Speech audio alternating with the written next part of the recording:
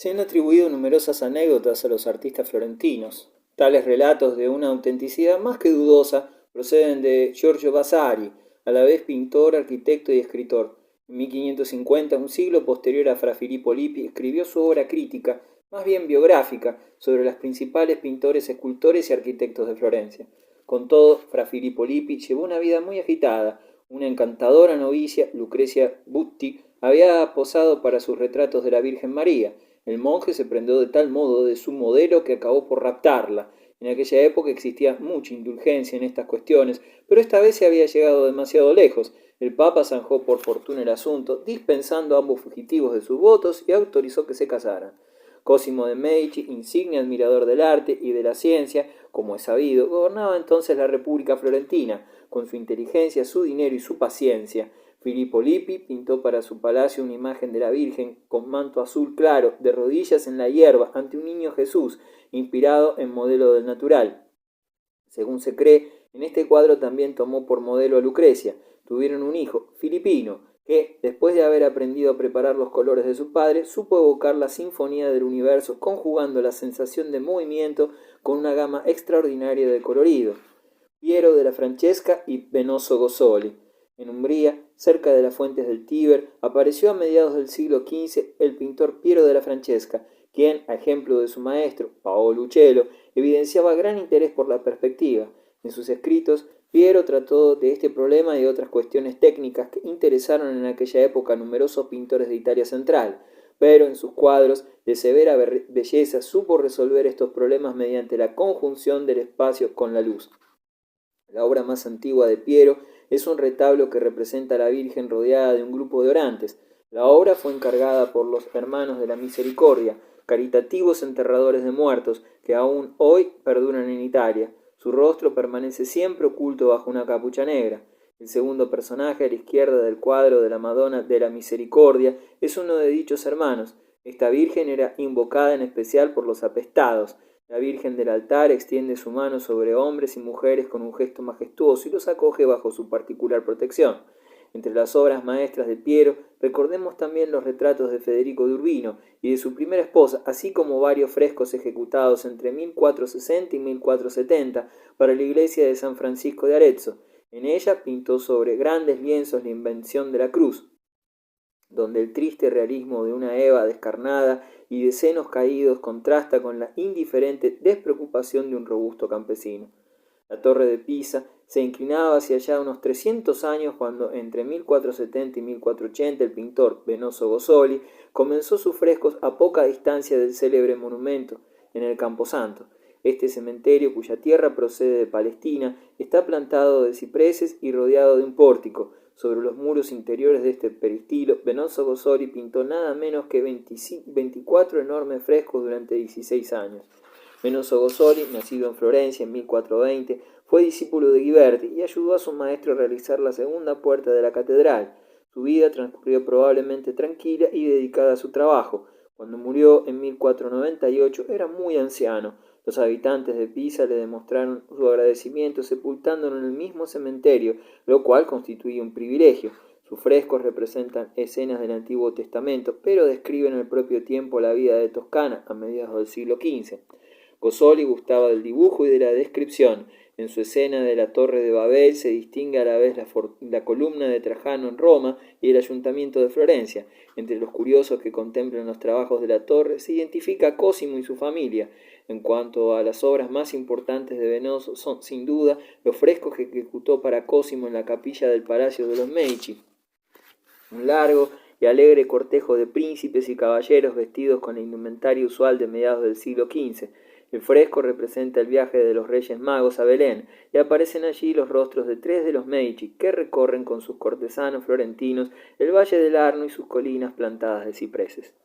Los artistas del Círculo de Lorenzo el Magnífico.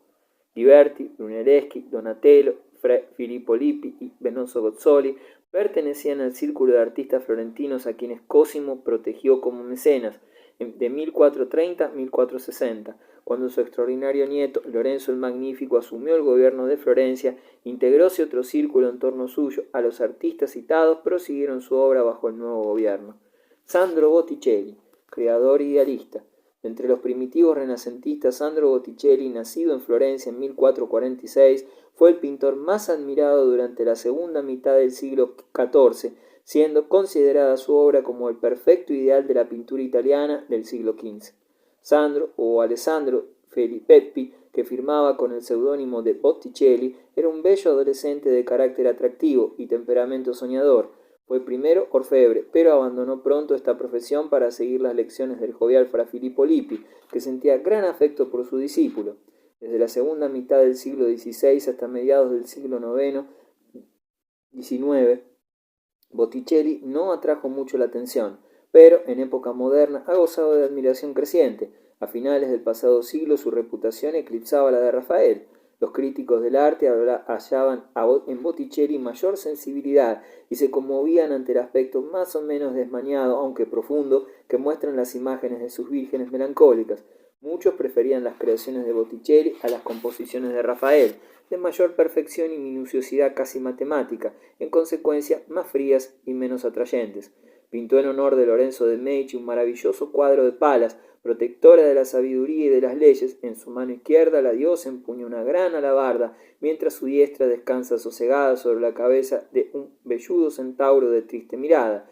Interpretando la fábula, los salvajes centauros, mitad hombres y mitad caballos, simbolizaban los enemigos del orden y de la ley, al propio tiempo que Palas pintó Botticelli una de sus más bellas vírgenes. Unos ángeles sostienen una corona encima de María, que inclina con suavidad su cabeza. El niño Jesús contempla un libro abierto donde puede leerse el himno de la Virgen. Mi alma enaltece al Señor, es decir, el Magnificat, primera palabra de dicho himno en latín. El cuadro se titula La Madonna del Magnificat. Botticelli fue muy estimado por el Papa Sixto IV por su encanto y talento. Fue el encargado de ejecutar los grandes frescos en la Capilla Sixtina dedicada a este Papa. Botticelli no debe su gloria solo a la belleza melancólica de sus vírgenes de manto color celeste, es aún más famoso por sus cuadros con motivos de la antigüedad clásica, la primavera y el nacimiento de Venus. La primavera es un homenaje a las flores, a la belleza y al amor, tema adecuado a Florencia, cuyo nombre significa ciudad de las flores. En un parque en cuyos árboles centellean las naranjas en sazón, avanza un solemne cortejo sobre la hierba tapizada de flores.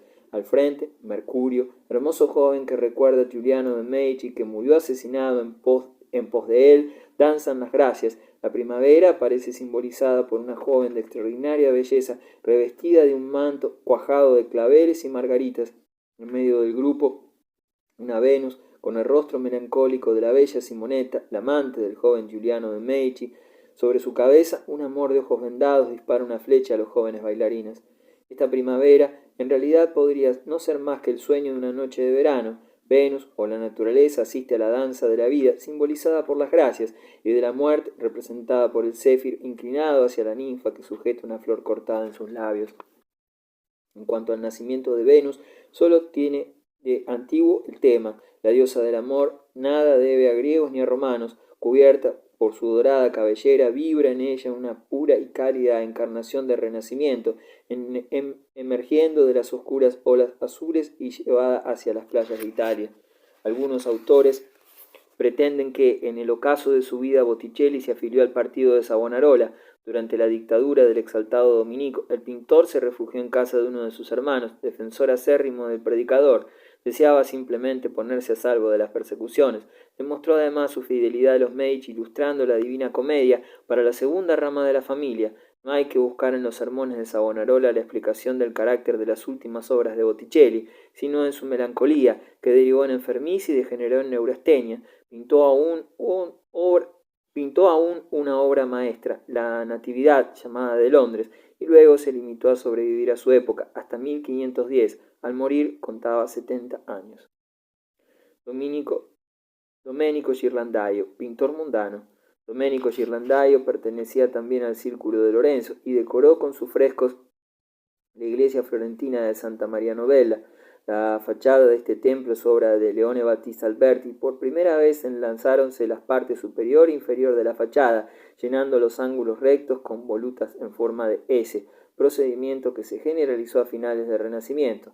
Los frescos de Ghirlandaio nos ofrecen hombres distinguidos y sabios, y también bellas mujeres. Estas evidencian el mismo carácter mundano que con tanta violencia combatía Savonarola. Los jóvenes dicen de la primera muchacha que encuentran por la calle: ahí está María Magdalena, pues hoy las mujeres de la calle prestan sus facciones a las santas de las iglesias. De este modo se va a buscar lo sagrado en el fango y la vanidad entra en la casa del Señor. Es imposible creer que la Virgen anduviera vestida como las representáis vosotros, os lo aseguro. Ella llevaba vestidos pobres, pero vosotros la pintáis como una cortesana. Pero todo ello no impide que el goce de vivir expresado por la pintura de Ghirlandaio se mantenga en el marco de una encantadora reserva y de una composición de alta calidad. Luca Signorelli, el genio de Orvieto. En la antigua ciudad de Orvieto, sobre una elevada planicie rocosa entre Roma y Florencia, Luca Signorelli decoró la catedral con grandiosos frescos. Era toscano, murió a la edad de 80 años en 1523, o sea, 3 después de Rafael, y tuvo su mejor época hacia el 1500. Los frescos de Signorelli constituyen el triunfo del desnudo y del dramatismo. La catedral gótica de Orvieto fue quizás construida por el arquitecto de la catedral de Florencia, Arnolfo di Cambio, quien terminó el edificio a principios del siglo XIV. La decisión de erigir una catedral en Orvieto fue adoptada apenas se produjo un espectacular milagro en 1263 en la vecina localidad de Bolsena. Residía aquí un sacerdote bohemio que sentía dudas acerca de la transubstanciación, es decir, el cambio real del pan y del vino en cuerpo y sangre de Jesucristo, en la Eucaristía. Poco antes, la Iglesia había proclamado el dogma de la transubstanciación. Un día el sacerdote incrédulo vio con estupor que sangraba la hostia que acababa de consagrar. Unos 2 siglos y medio después del prodigio, Rafael decoró el Vaticano con un fresco que representaba la misa de Bolsena, dando así al episodio su última forma artística. Medio siglo antes de que Signorelli iniciara sus trabajos en la Catedral de Orvieto, Francesco había trabajado en Roma para el sabio Nicolás V, uno de los papas más representativos del Renacimiento. Con ayuda de Venoso Gozzoli, el piadoso artista pintó en las bóvedas de una de las capillas el advenimiento de Cristo y sus apóstoles en el día del juicio. La obra quedó interrumpida en 1455 por la muerte del artista y del papa. Medio siglo después, Signorelli emprendió la obra de decorar los muros de la capilla y completar los trabajos de Francesco. Signorelli nos muestra cómo el anticristo pierde a los seres humanos con sus predicaciones y prodigios. Otro fresco de Signorelli representa la resurrección. Ángeles musculosos hacen sonar las trompetas y el sonido se prolonga a lo lejos, sobre la tierra. Los muertos recuperan sus formas terrestres y los esqueletos se recubren de carne.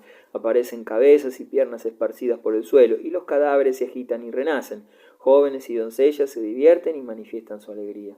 Pero Signorelli no hubiera sido un auténtico pintor renacentista de no haber mostrado en la capilla de Orvieto, junto a escenas de juicio y de castigo, el aspecto agradable de la vida terrena. Se identifican en estos frescos los retratos de Virgilio, Ovidio, Horacio y Dante, rodeados de una multitud de faunos y animales extraños, muy populares durante la segunda etapa del Renacimiento, los cuales constituyen el principal aporte de este periodo del desarrollo ornamental.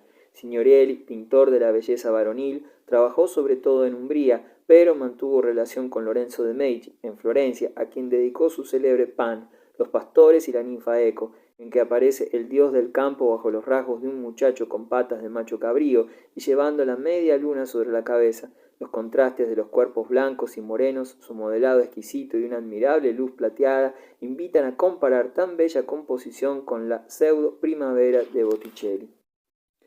Los comienzos del Renacimiento en Roma, centro y norte de Italia. Pintoruccio, pintor, biógrafo. Pintoruccio nació en Perusa hacia 1455 y utilizó como Signorelli ornamentación de grutescos para el encuadre de sus frescos en los aposentos vaticanos del Papa Alejandro VI Borgia y son considerados como los mejores realizados en los primeros tiempos del Renacimiento. Se ha tratado de reconocer a Lucrecia Borgia, hija favorita de Alejandro, en un personaje de la obra, una hermosa joven de rubia cabellera que discute con 50 filósofos acerca de las leyes. La joven es Santa Catalina, patrona de la Facultad de Filosofía de la Universidad de París. En los mismos frescos aparece el César Magencio, a quien se ha querido identificar con César Borgia, hermano de Lucrecia.